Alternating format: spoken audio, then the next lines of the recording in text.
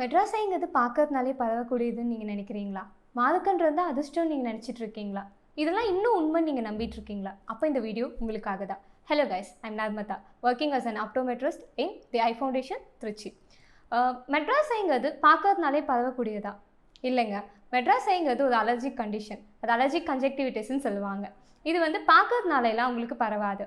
Allergy இருக்க பேஷண்ட்டோட கண்களை தொட்டு நீங்கள் ட்ராப்ஸ் போடுறீங்க, போட்டுட்டு உங்கள் கைகளை ஒழுங்காக கழுகாமல் ஸ்டெர்லைஸ் பண்ணாமல் நீங்கள் உங்கள் கண்களில் கை வைக்கிறீங்களோ இல்லை கண்ணை தேய்க்கிறீங்கனாலோ இல்லை அந்த அலர்ஜி இருக்க பர்சன் யூஸ் பண்ணுற டவலோ சோப்போ நீங்கள் ஷேர் பண்ணுறீங்கனாலோ தான் உங்களுக்கு அது ஸ்ப்ரெட் ஆகும்.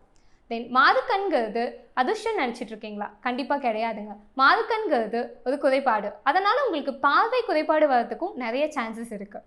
தென் சத்தான ஆகாரங்கள் எடுக்கிறதுனாலேயே கண் புதை வரதை தடுத்துடலாம்னு நினச்சிட்டு இருக்கீங்களா? கண்டிப்பாக கிடையாதுங்க. சத்தான ஆகாரம் எடுக்கிறதுனால கண் புதைங்கிறது கம்மி ஆகாது உங்களுக்கு. இது ஏஜ்னால எப்படி தோல் சுருக்கும், தலையில் நிறமுடி வருதோ அதே மாதிரி கண்களில் நடக்கிறது மாற்றத்தினால வருது தான் கண் புதைங்கிறது. அதே மாதிரி கண் புதைங்கிறத சொட்டு மருந்தாலேயே சரி பண்ணிட முடியும்னு நினச்சிங்கன்னா அதுதாங்க தவறு. கண்டிப்பாக அதுக்கு அறுவை சிகிச்சை மட்டும்தான் ஒரே தீர்வு. தென் உங்களோட குழந்தைங்களோட கண்ணில் கண் சிகப்போ இல்லை அடிப்படுதோ அந்த டைமில் தாய்ப்பால் விட்டால் சரியாகும்னு சிலர் சொல்லுவாங்க. அதை நீங்களும் பண்ணிகிட்ருக்கீங்களா? இது முற்றிலும் தவறுங்க. தாய்ப்பாலில் இருக்க சில நுண்கிருமிகள் உங்கள் கண்களில் போய் இன்ஃபெக்ஷனை காஸ் பண்ணி அது சிவியர் ஆகும்போது கருவிழி வரைக்கும் பாதிக்க நிறைய சான்சஸ் இருக்குது. இப்போ நான் சொன்ன எல்லாத்தையும் நீங்கள் பண்ணிக்கிட்டு இருக்கீங்கன்னா மாற்றம் உங்கள் கிட்டேருந்தே தொடங்கட்டும். தேங்க்யூ.